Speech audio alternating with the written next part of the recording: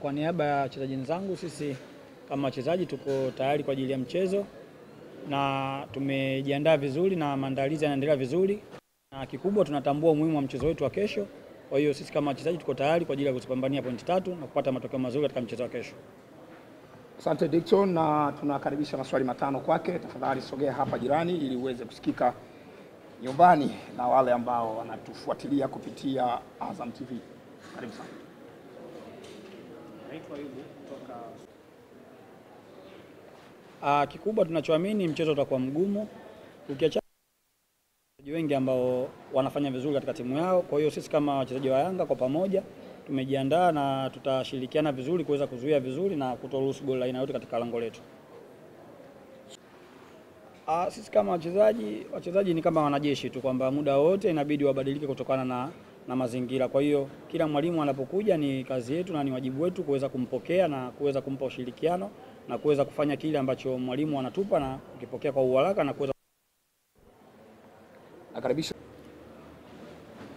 Kwanza ni mchezo mgumu, lakini ni mchezo wa dabi ambao ni mchezo wenye ushindani na ni mchezo ambao unahitaji matokeo katika mchezo wa kesho, kwa sababu tunaamini kati yetu sisi au wapinzani wetu, watu ambao watafanya vizuri katika mchezo wa kesho, ina maana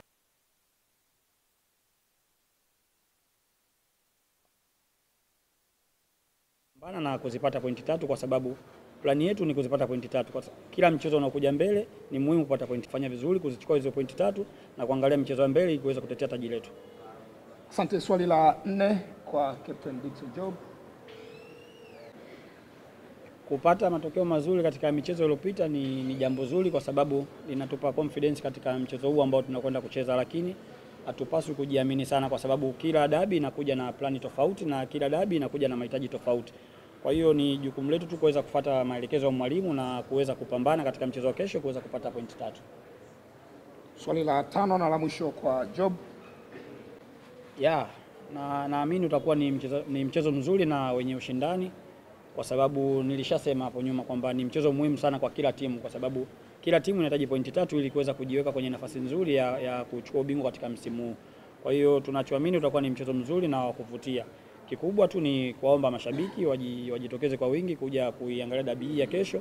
Tunaamini utakuwa mchezo mzuri na utawapendeza watu. Asante sana Job, na mashabiki wa ligi kuu ya NBC.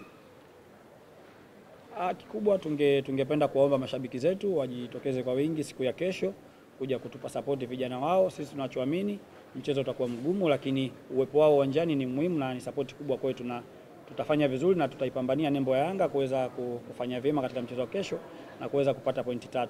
Tunawaomba sana mjitokeze, mje kutupa support vijana wenu. Asante sana Job, asante sana coach. Tunawatakia mchezo mwema.